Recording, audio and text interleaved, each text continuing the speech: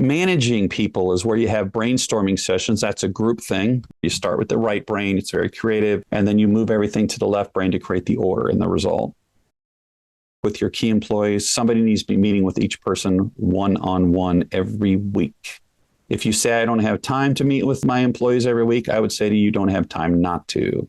It dramatically increases productivity, employee retention. It makes sure they're on track to do what you want them to do. And it pretty much eliminates, for the most part, employee turnover. Now, it does not have to be the owner of the company meeting with absolutely every single person, but some supervisors should be meeting with a direct.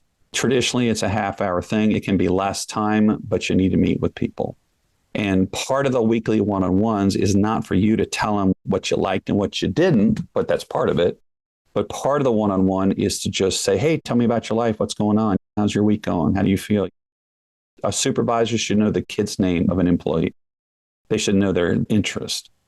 At least that's true for the high I's and the high S's. The high D's and the high C's won't give you that information. So then you talk about work or what are they thinking? The purpose is to build a human relationship with these people, along with discussing their ability to complete the role.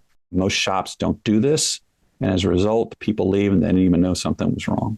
When you're giving feedback, there's a feedback model you want to learn how to do. Positive feedback looks something like this. Hey, Otto, when you let me know that that web link today was not right and you gave me a chance to fix it, here's what happened. I was able to send a link to everybody. Everybody still got to get on. Thanks, man. You really saved my bacon. You're awesome. Keep it up.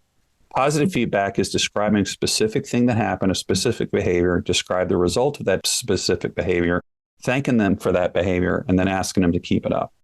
That reinforces a positive thing. Corrective feedback is negative feedback, but you got to be careful how you do it because you can damage the relationship and then they'll turn off on you. So corrective feedback would look something like this. Hey, Matt, when you sent out everybody the wrong link, here's what happens. Some of our customers tried to log on and they got a little concerned that maybe we didn't quite have our act together. What do you think we could do differently next time? And my response would be, yeah, I'm sorry about that. I screwed that up. I'm going to test the link personally. I thought it was right, but that's no excuse. I'll test the link long before I send it next time. And then the correct response would be, thanks, Matt. That sounds great. Let's do that. Keep it up. What you never want to do is attack them when you're angry. Oh, man, if you did that again, I'm going to fire you. If you do that again, I'm going to kill you. You don't want to have that conversation when you're emotional. It's a bad decision. For one, you're going to say stuff you don't mean. Second, they're going to take offense to it, and now you just damaged the relationship.